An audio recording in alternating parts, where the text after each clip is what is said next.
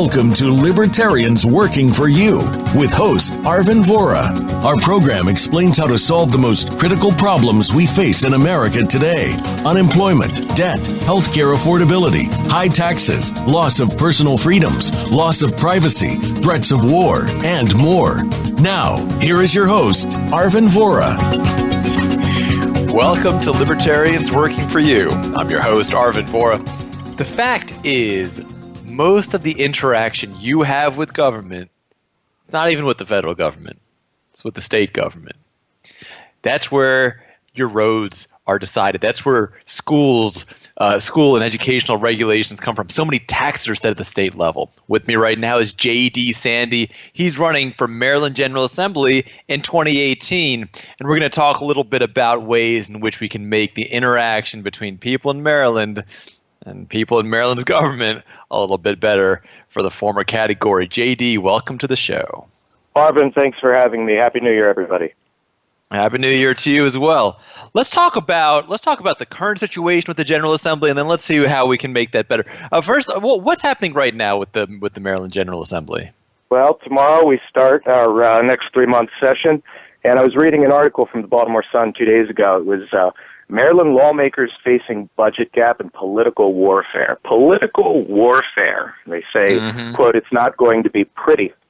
And I think two things have to stand out to us here. They certainly stand out to me right off the bat. And one of those things is, as I'm contemplating my own run in 2018, is that we need as many libertarians at the local level in Maryland and throughout the nation to gear up, get your feet dirty, get in the game, and run. There's a lot of squabbling in the Maryland General Assembly. And we have to think about why this is, why we're not making progress. We hear all the time, Congress can't get anything done. It's at a standstill. Local government can't get anything done. It's at a standstill. And we have to think about why that is. And one of my main platforms that I haven't discussed on the show yet is the importance of term limits, especially at the local level.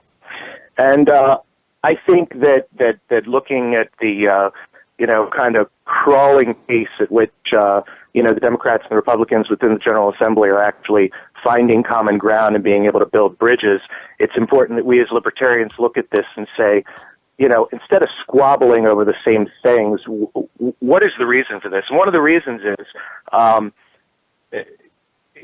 in order to get anything done, Democrats have to be willing to bend. Republicans have to be willing to bend. But the fact is, nobody wants to bend, right? Because they're worried about re-election. They're worrying about everything but what's in the best interest of people. And this is why term limits are so important. I think it's a topic that we don't talk enough about. See, Congress and our state legislatures are heavily entrenched in partisan politics, right? And so they end up with this gridlock when they're trying to pass legislation. And this makes sense.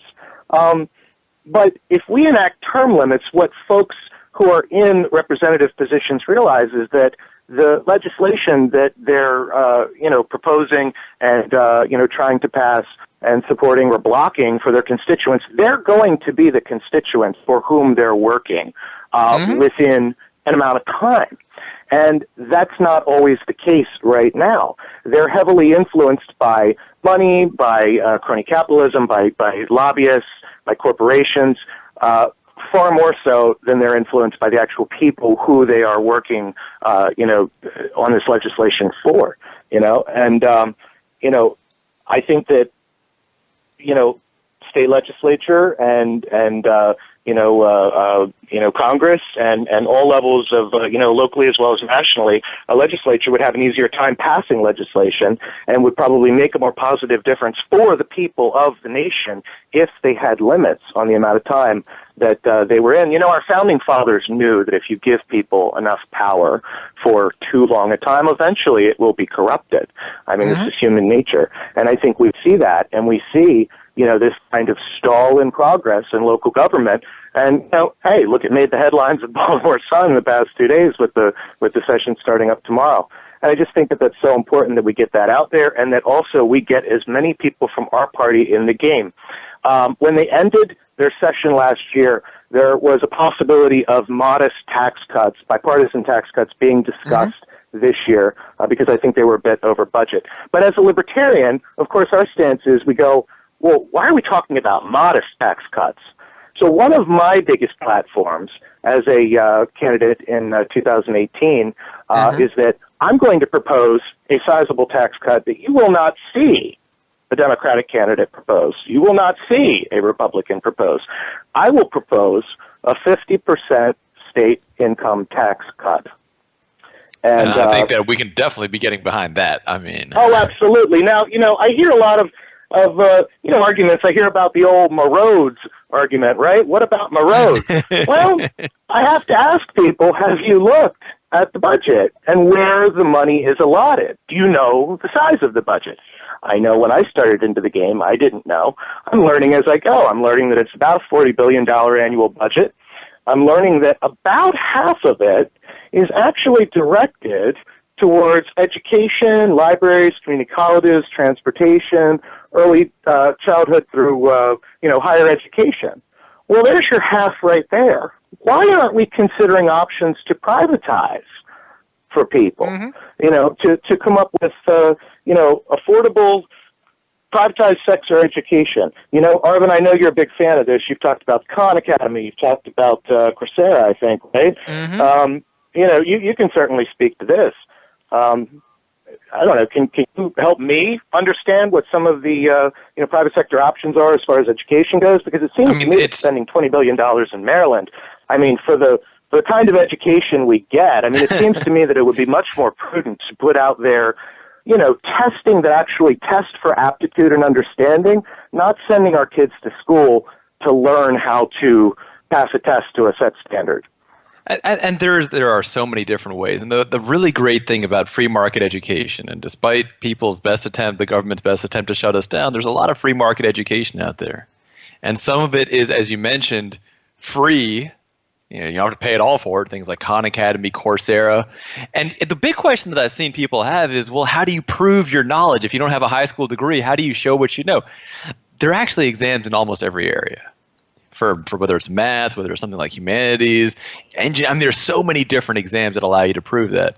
And so the free market gives you choices ranging from free to cheap to very, very expensive and combinations thereof. You might be the type of person that uses free 99% of the time, very expensive 1% of the time. There's so many different ways to mix and match that. And that free market of education is as big and as variable and as profound, in my opinion, as the free market for food, if not more so. And we've already seen huge growth in that area. And I think you're right that if we let the private sector take over that, we're going to see even more, exponentially more growth in that area. Yeah, I see a tremendous amount of the money from the budget going to not only to education, but libraries, community colleges, again, higher education, transportation. And I think to myself, there are alternatives to government funding this way. Why are we providing so much aid to local governments? My bottom line being, as libertarians, it's really our job to get out there, to collaborate with people, and to help people on the left and on the right understand that there are other options. Oftentimes when you get together with other libertarians, it can feel somewhat like a debate club when you get together in, local subcommittees and whatnot. For me, as a potential candidate, it is ever at the forefront of my mind that that's well and good when you're in circles with other libertarians. It is primarily other libertarians who are listening to this podcast now. The most important thing, though, is to take that next step, and it's just vital in 2018, to take that next step, to get out there and to speak to everyone else. Because there are so many valid, legitimate selling points that folks within this party have to offer that can absolutely be applied to our situation such that we can kind of get away from this status quo and the usual frustrations. I want us to stop banging our heads and shaking our heads and sitting back and going, the problems. And let's start working toward creative, innovative solutions.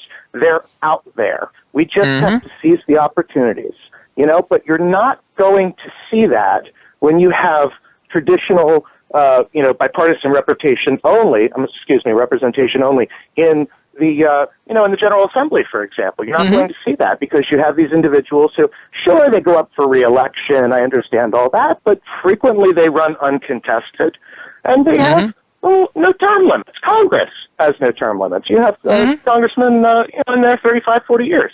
I mean, it also, it leaves you open to people in, positions of, legislative representation of the people who are so far removed from the everyday people. And you've said it many times on your show, and I've come on and said it. It's so important, for just the everyday average working Marylander, for the everyday average working American to get up and take a stand and say, we need third-party representation. We need libertarian representation. And if enough of us start at the local level, we start to work our way up from the ground up. And it is my belief that that is how this party is going to spread. And I think we have tremendous promise, in the early years to come. As far as the latter years, I think that we're just going to grow from here. I'm so excited. Absolutely.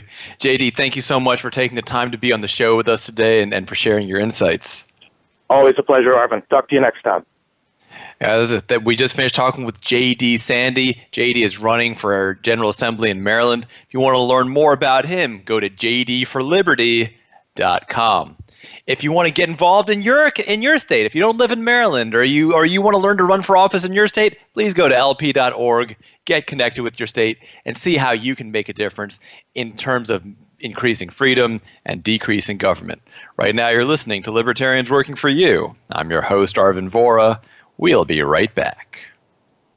Streaming live, the leader in Internet talk radio, voiceamerica.com. Have you found the beauty inside of you? Join Bonnie Bonadeo each week for Beauty Inside and Out. We'll explain how beauty plays a part in everybody's lives. Our guests are makeup artists, hairdressers, and doctors. But we'll also feature holistic and wellness specialists and spiritual advisors. You can find that beauty inside and express it to its fullest on the outside. Tune in to Beauty Inside and Out every Thursday at 2 p.m. Pacific Time, 5 p.m. Eastern Time on the Voice America Variety Channel. Why do some people seemingly make the same mistakes when it comes to love and relationships? What is the best way to find love? Make a visit each week to Destination Love. Host Shelley Pumphrey will bring what you need to know to find love. No, it's not about the next fad, dating site tips, scoring the first date, or looking your best. Rather, it's empowerment, knowing that your authentic self works best and the science behind finding love. Destination Love is live Wednesdays at 9 a.m. Pacific, noon Eastern on Voice America Variety. Hoarding has become a tremendous issue worldwide, not just for those who hoard, but for the people who love and care about them. On Take Back Your Life, when your things are taking over, host Elaine Birchall helps you to understand and get unstuck from the clutter in your life, no matter how severe. Our program brings you practical strategies to help you get started and maintain your goals. Listen live every Wednesday at 10 a.m. Pacific Time, 1 p.m. Eastern Time on the Voice America Variety Channel. Think you've seen everything there is to see in online television? Let us surprise you. Visit voiceamerica.tv today for sports, health, business, and more on demand 24/7.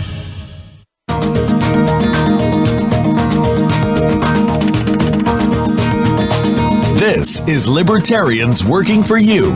If you wish to connect with our show, please call 1-866-472-5788. That number again is 1-866-472-5788. You may also send an email to comments@lp.org.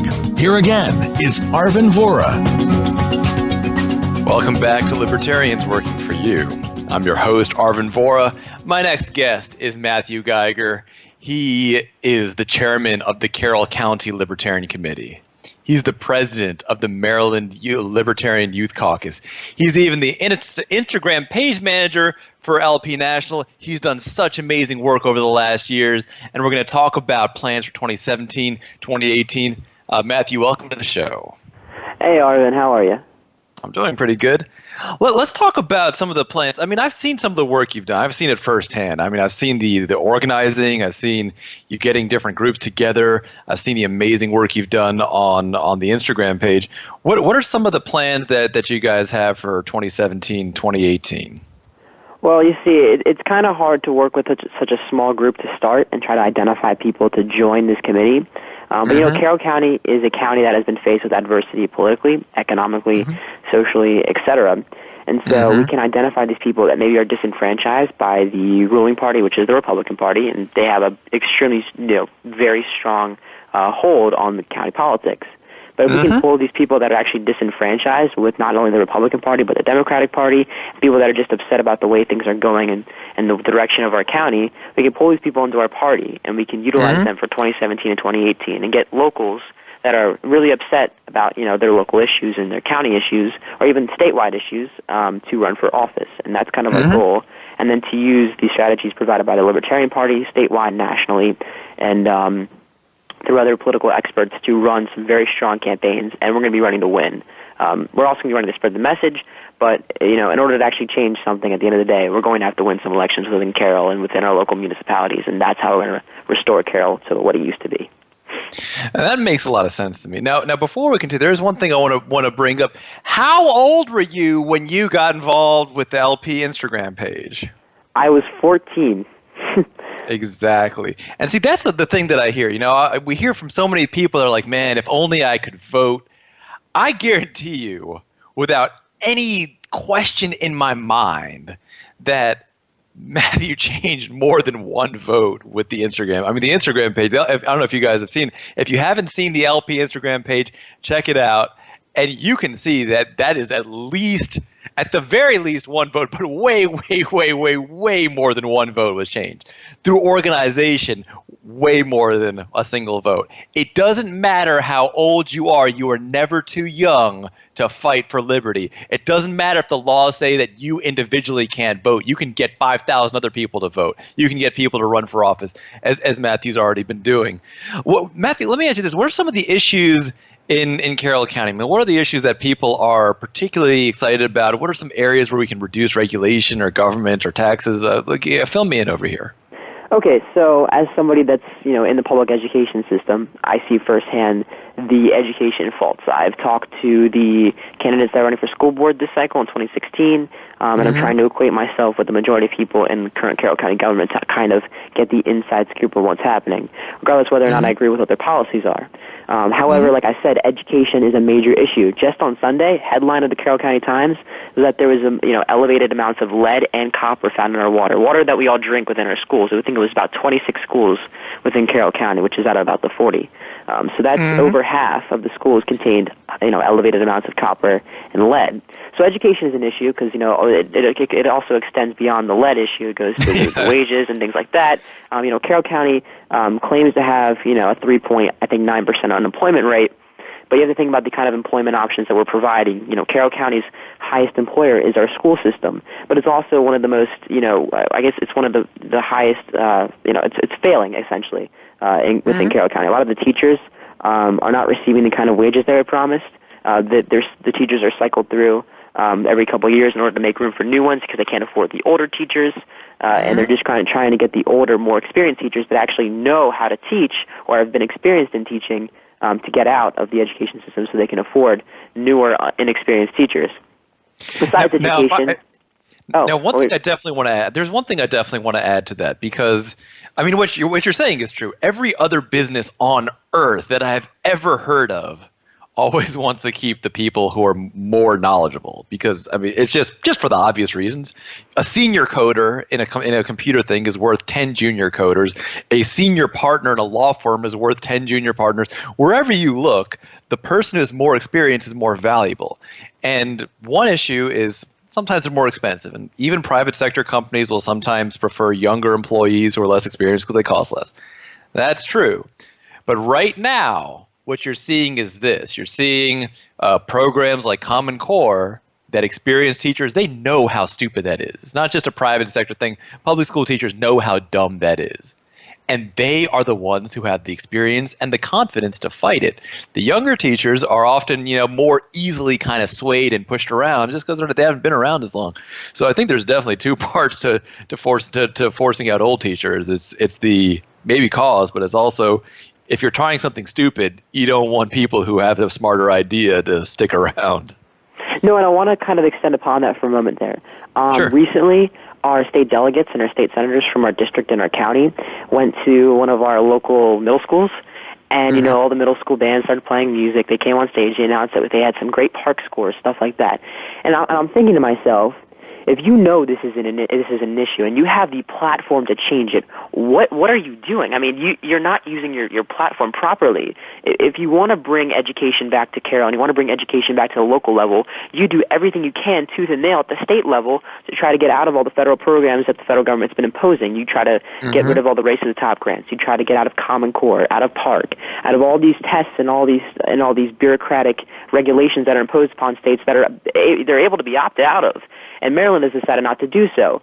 And so, especially as a Republican, because a lot of Republicans tend to tout, I'm anti-regulation, I'm pro-lowering taxes, which is completely false. But, if they have this platform, why aren't they using it? And that is exactly why I'm with the Libertarian Party, and why I'm going to work with my local party that I've started up here and with the state party, try to get these people out of office and put people that are actually competent in it and that can fix these problems that are facing Carroll in our state. But additionally, other problems that are facing Carroll is property taxes. What will happen is, since we can't afford the education programs that we set up, the only intelligent option to the people in power is to raise taxes as a response, which only drives more people out, which only lowers the enrollment rate in schools, which only causes us to close more schools. So that is the issue that arises, and it's kind of a paradox that's held our county in a very depressed state, unfortunately. And I guess the last issue would be land management. Which a lot of libertarians are very anti-government owning land, but counties typically tend to zone the land, and Carroll County is very anti-growth, if you will. They're very anti-industrial growth. They're very agricultural, and that's a big issue. You can't have all these schools and you can't employ all these people if you can't grow to accommodate the population in these schools. So that's counterproductive at a county level. So there's really the three I like to say taxes, education, and land management. And they just had a state of the county where they all came on and they all talked about the success they've had, and and we'll see how that plays out over the next 2 years until the 2018 county commissioner election. We'll be able to actually hold these people accountable and run some really strong libertarian candidates for office and make some change in our county. Now, have you guys started getting people together to run, or are you more in the preliminary outreach type phase right now?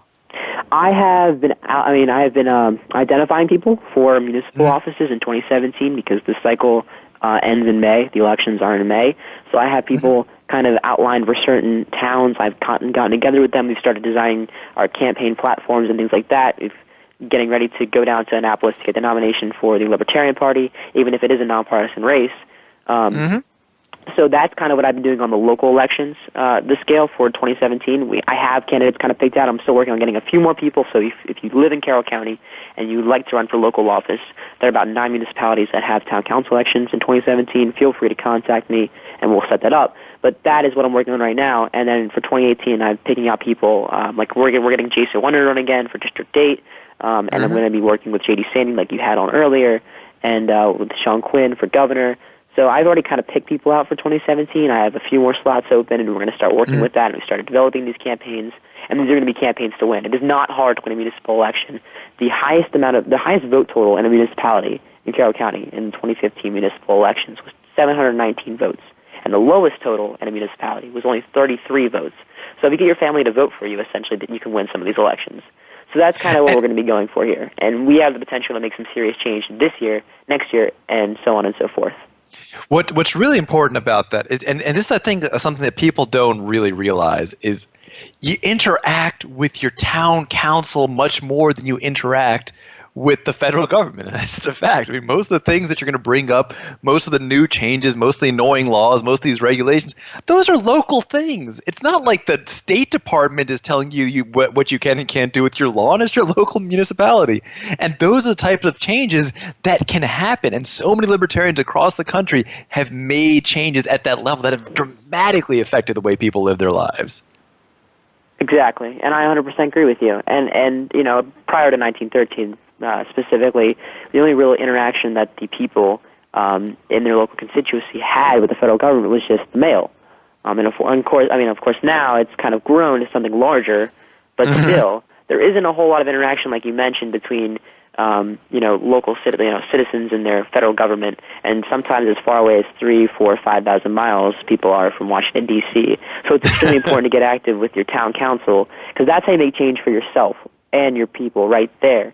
And one more thing is just that when people compare libertarianism to the Democratic, Republican, Green, Constitution parties, people don't really realize what the Libertarian Party is about. They can use the cliche term, fiscally conservative and socially liberal. But what libertarianism really is, when you boil it down to very core, it's not about anarchy, it's not about abolishing the Federal Reserve. What it's really about is, it's about not only giving freedom to yourself, but it's about giving freedom to your peers. It's about giving freedom to your friends, to your family, to your town, to your county, to your state, and to the national government, and to everybody that's around you, because typically Republicans will only want freedom for a certain select few people, and Democrats will not want freedom for anybody. So when you narrow it down to its core point, libertarianism is freedom for everybody, and not just for yourself or a select group of people, which you play to. So that's what libertarianism is, and that's what people need to realize, and that's how you can make some serious change where you live, not just for yourself, but for everybody around you, and improve the lives of thousands and even hundreds of people within your constituency. Absolutely.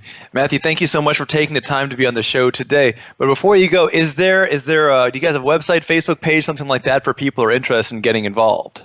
Yes, we do have a Facebook page. You can go on Facebook and search Carroll County Libertarians, or facebook.com/Carroll Libertarians, or you can contact me via email, Matt Geiger at lpmaryland.org, MattGeiger at lpmaryland.org.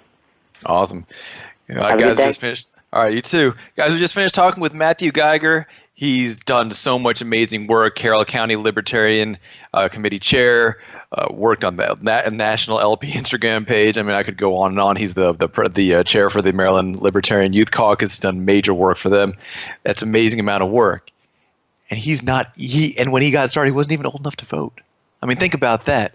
Think about how much each of us can do who are old enough to vote, or who are old enough to run for office. Even if you're not old enough, even if you're for whatever reason, if you can't vote, it doesn't make any difference. You can still get involved. You can still help spread liberty for yourself and for others, and for your peers, and for everybody else, and for perfect strangers. And that, as Matt so eloquently put it, is what libertarianism is really about. Right now, you're listening to Libertarians Working for You. I'm your host, Arvind Vora. We'll be right back. Stimulating talk. It gets those synapses in the brain firing really fast. All the time. The #1 internet talk station where your opinion counts. VoiceAmerica.com. We know that you're looking for more.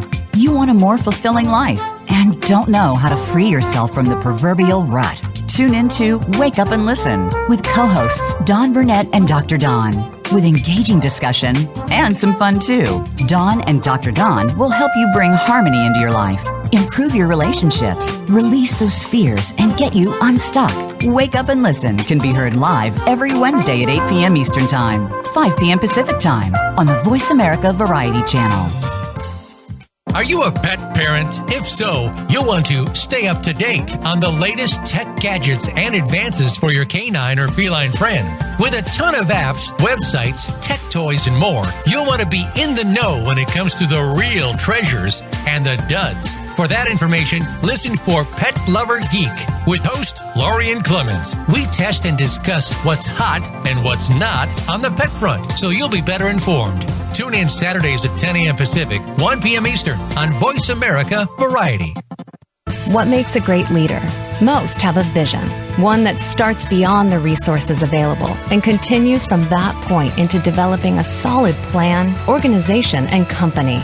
Leadership issues are discussed each week on Voltcast, Illuminating Leadership with host Jeff Smith. Jeff has years of experience as a leader and executive coach, and his guests will bring you information that can help a team of any size. Listen every Tuesday at 1 p.m. Eastern Time, 10 a.m. Pacific on Voice America Variety. Become our friend on Facebook. Post your thoughts about our shows and network on our timeline. Visit facebook.com/Voice America.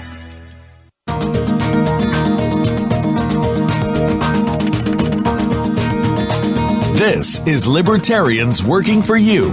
If you wish to connect with our show, please call 1-866-472-5788. That number again is 1-866-472-5788. You may also send an email to comments@lp.org. Here again is Arvin Vora.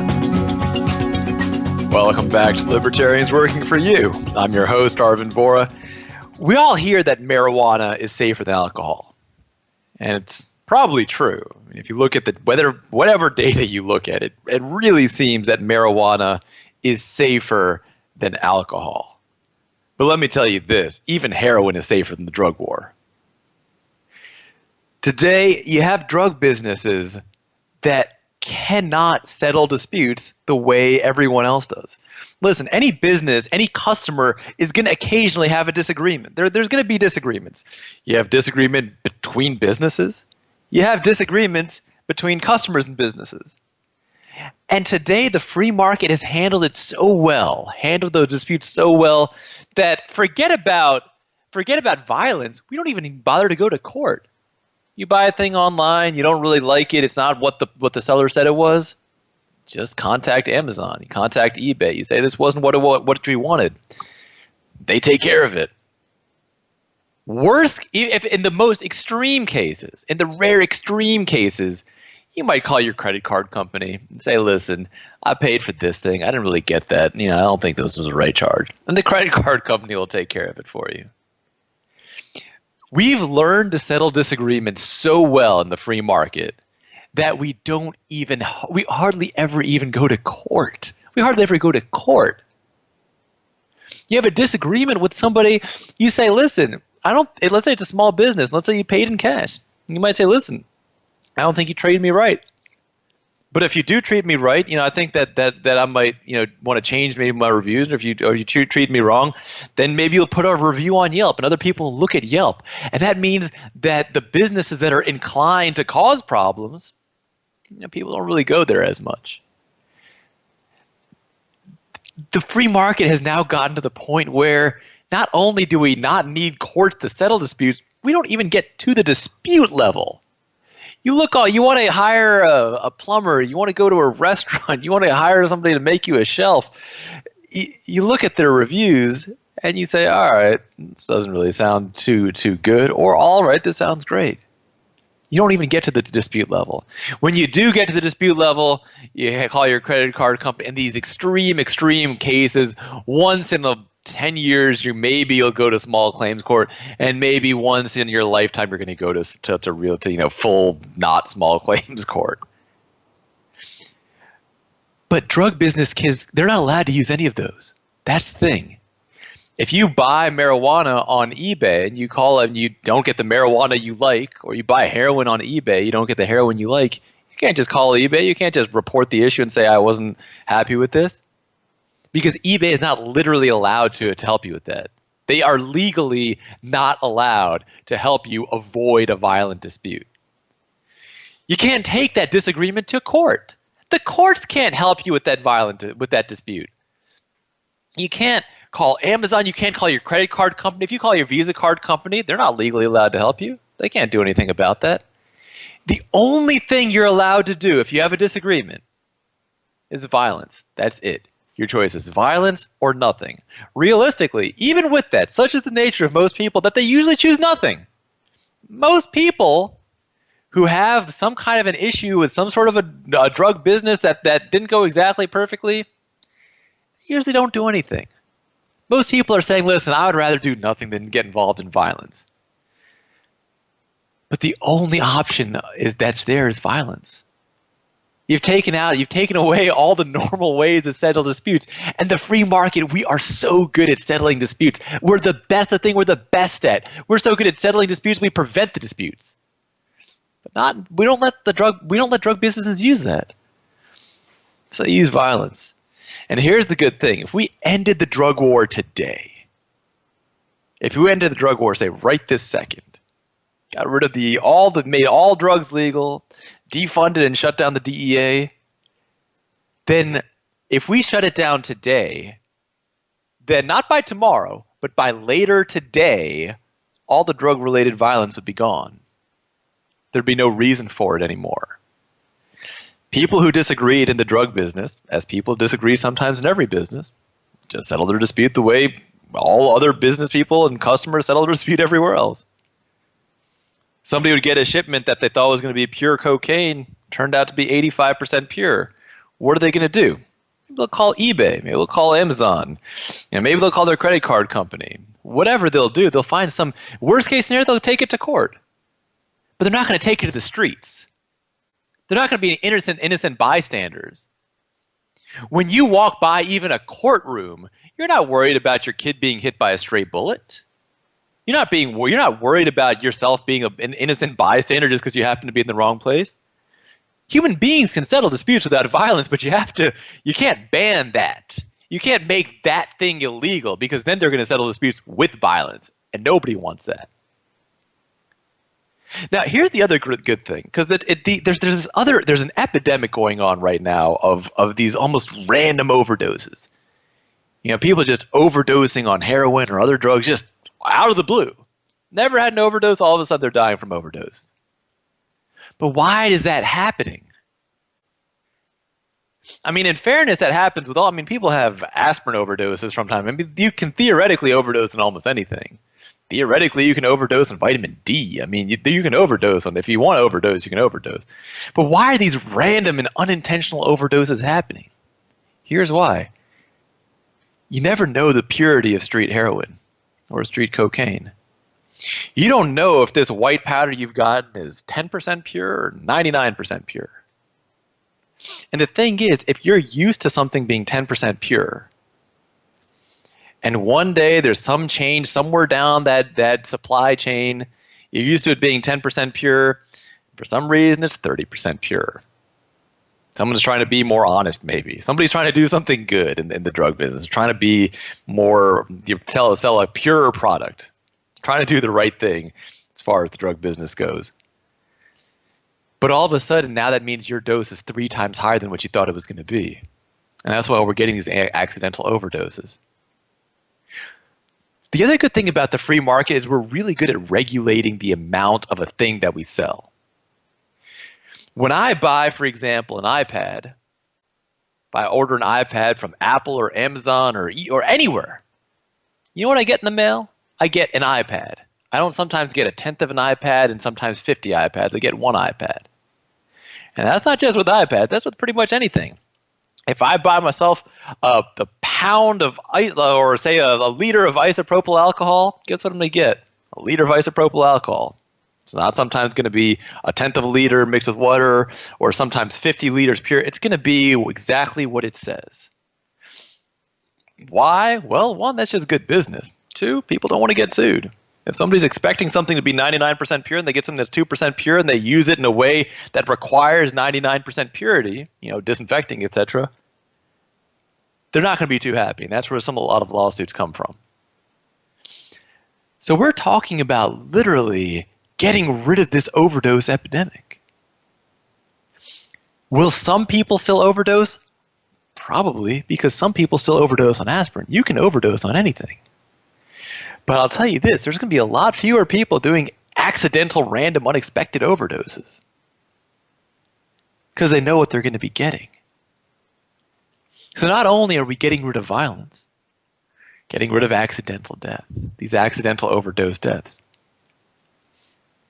Now let's think about the tax reductions. I'm going to go with the very conservative estimate that it's going to be around a $60 billion a year tax cut.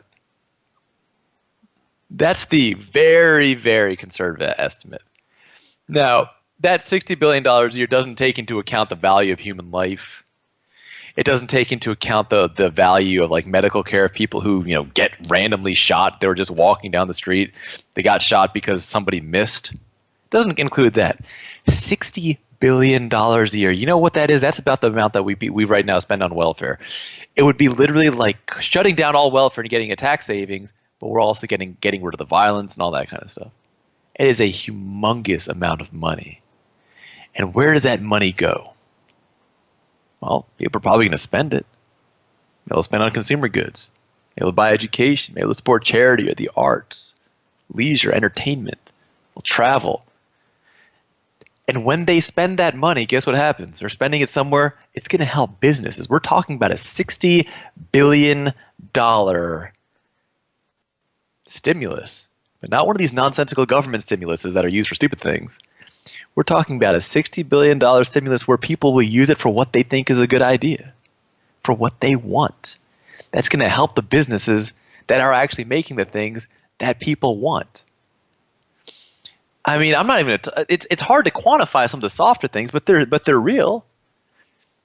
It also means that this habit we had, this habit that SWAT teams have of breaking into people's houses late at night, shooting the family dog, that'll be gone.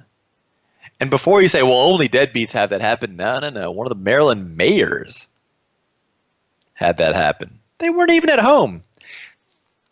Cops busted in. Somebody had identity thefted their address, tried to use their address to deliver some marijuana. Cops busted in, shot the dog. The family, the husband and wife comes home. And this is a mayor. If somebody's going to have political pull, it's going to be a mayor. But mayor comes home, dog shot. That's pretty much all that was accomplished. And we're talking about all of that going away. And so this is not just an issue about legalizing, hemp or even just legalizing marijuana. It's really about ending the entire drug war. It is expensive. It is destructive. Getting rid of it means we save money. It means we end violence. It means we save lives. There are so many ways for that to happen. And the fact is, there's only one political party in America working for this. It's the Libertarian Party. It's not the Democratic Party. Obama was in office for 8 years. He could have pardoned everybody, but he didn't. Certainly not the Republican Party. It's the Libertarian Party. If you want to see an end to the war on drugs, if you want to see this horror stop, even if you don't use drugs, listen, I don't use any drugs. I just think that this drug war is a stupid idea. Even if you don't use any drugs, these are benefits to you. Because even if you don't use drugs, you like to have money. You like to not be shot or have random kids shot or your kid shot or somebody else's kid shot who just happened to be walking on the street and some people couldn't find a way to legally settle a disagreement. Now, if you're ready to make that happen, please go to lp.org. You can get involved in a campaign. You can go door to door. You can work at farmers markets and booths. You might even decide to run for office. And the great thing about just running for office is you get that idea in people's heads, ending the drug war completely, absolutely, without any hesitation, without any exception, shutting the whole thing down. And if you're ready to make that happen, please go to lp.org. Right now, you're listening to Libertarians Working for You. I'm your host, Arvin Vora. We'll be right back.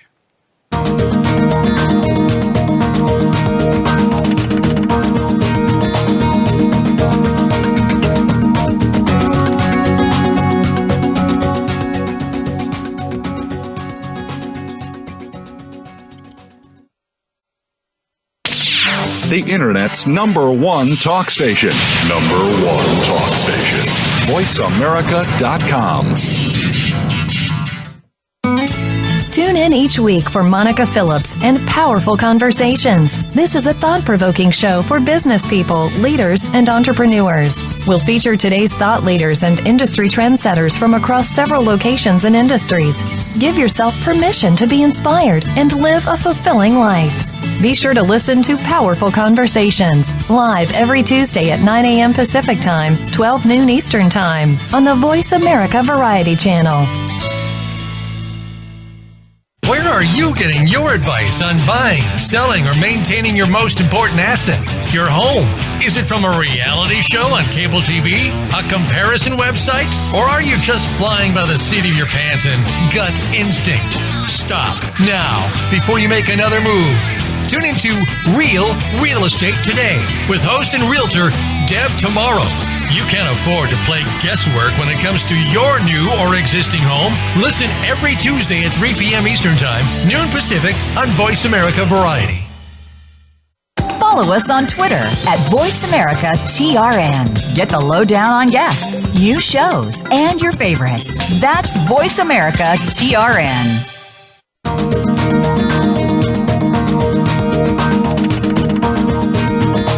This This is Libertarians Working for You. If you wish to connect with our show, please call 1-866-472-5788. That number again is 1-866-472-5788. You may also send an email to comments@lp.org. Here again is Arvin Vora. Welcome back to Libertarians Working for You. I'm your host, Arvin Vora. My next guest is John Ordili. He ran for Congress in New Jersey in 2012 and 2016. We're going to talk about his plans coming up in 2018. John, welcome to the show. Well, thank you, and thank you for doing an awesome job and having guests on and doing your show. It's fantastic. I learned a lot from it. I appreciate that.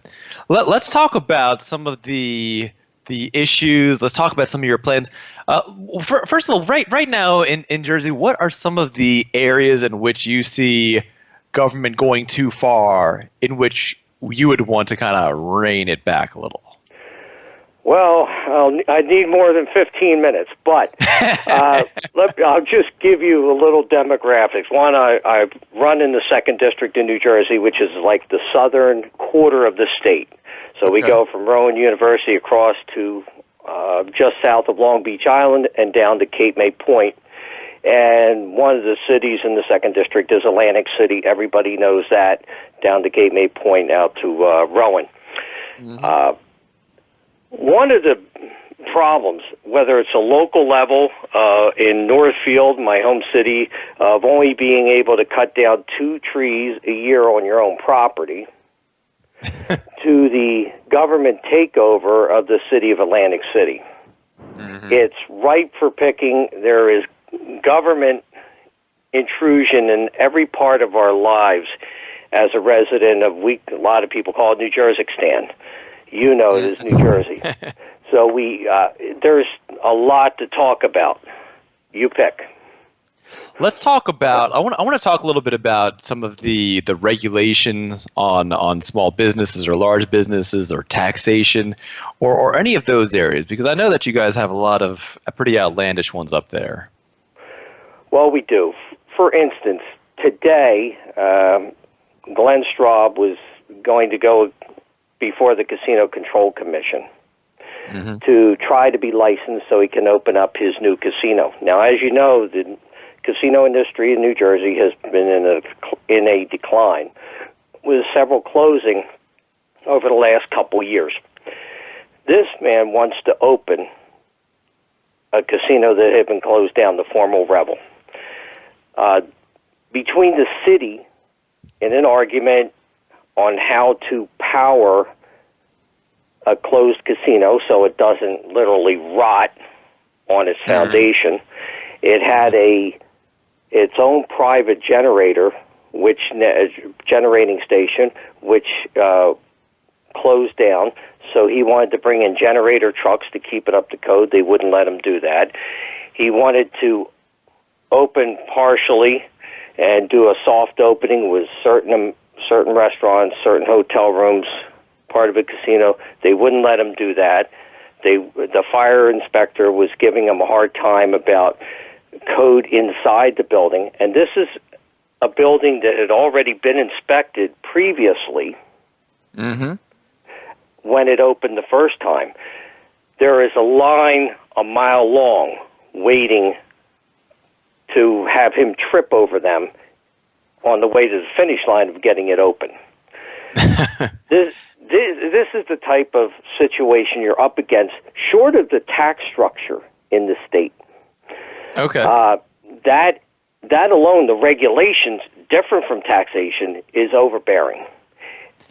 And it's important to realize, I mean, that taxation, some people are like, well, that's not me. Why do I care? Well, actually, you do care, because that's where jobs come from. When businesses can't operate, they can't create jobs because they can't run.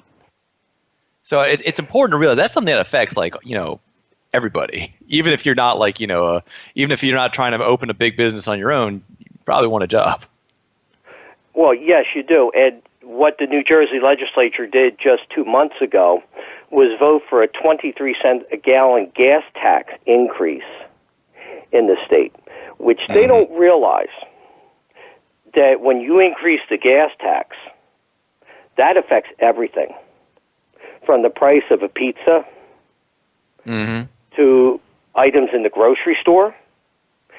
It affects the cost of medicine in the pharmacy because it costs more to transport it. Gas it tax has is just a very increasing negative transportation growth effect. I'm sorry? I was going to say, I mean, when you add that gas tax, you're basically increasing the price of anything that's either transported or uses something that's transported. And that's pretty much damn near everything. I mean, I can't imagine what that doesn't apply to. Oh, it reaches everywhere, and it hurts the exact same people that they're purporting to support, the poor. No wonder we want to have a minimum wage increase so we can turn around and tax it right away.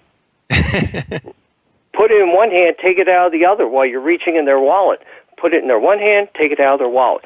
I brought that point up at Candidates Forum in Gloucester County sometime in October, and it got a lot of laughter because that's exactly what's happening, only it's not a joke. That is just a very difficult thing for people on the edge to deal with. And if you haven't known, New Jersey for the 5th year in a row has been declared the #1 state of people moving out. Which means you have fewer and fewer and fewer people paying a growing and growing and growing debt. Over the last 15 years, I forget the exact time frame, New Jersey has lost $40 billion in taxable assets, period, that you would normally tax. Whether it's persons, businesses, whatever, have moved to other states. So bad that New Jersey has lost congressional seats in 1990, 2000, 2010, and is on the rate to lose another one in the 2020 census. This has got to stop, and the Libertarian Party and Pat McKnight and the people that are involved in the New Jersey chapter, in the state party, are incredible people. We had some of the very best candidates. I put them up against any candidate, major party, 100%. Our growth of the New Jersey party, we doubled last year. And that's something Pat has been instrumental in. He is very hands-on. That is the beginning of the solution right there, is to get libertarians into the state office or in the local office and start rebuilding the state from the inside out and freeing it up from taxes, the bondage of taxes, the bondage of regulation. That will free up everything. You will see growth. You will see the healthcare costs come down. You will see all these things happen. I don't have to tell you anything. I'm preaching to the choir. But for those of you who are listening out there, it is key, as you say, to get involved. And if I have to say one thing, it's that right there. Absolutely. John, thank you so much for taking the time to be on the show today and for sharing your insights with us. Yep. And one more thing. I'll tell you, Sure. I'm involved in something that you might be interested in other people. It's a Facebook page, Ask a Libertarian. Awesome. It's great. Check it out. It's Travis, Lissa, Denise. There are some awesome people that are involved in this. They do an incredible job. And there is everything there, every resource you could possibly imagine, whether you want music, whatever. They'll help you out with it. I'm loosely involved in it, and it's national. It's a nationwide thing. These guys really do a good job. Absolutely. Thank you so much. Well, thank you, Arvin. It's been a pleasure speaking with you. Absolutely. Guys, we just finished talking with John Ordilli. He ran for Congress in New Jersey in 2012, 2016. He's going to be running again in 2018. We're going to figure out exactly what office soon. Now, we don't want John to have all the fun here. If you want to get involved, you can do that too. You can learn to run for office too. The way you do that is you go to lp.org. Thanks so much for listening today. I'm your host, Arvin Vora, signing off until next week on Libertarians Working for You.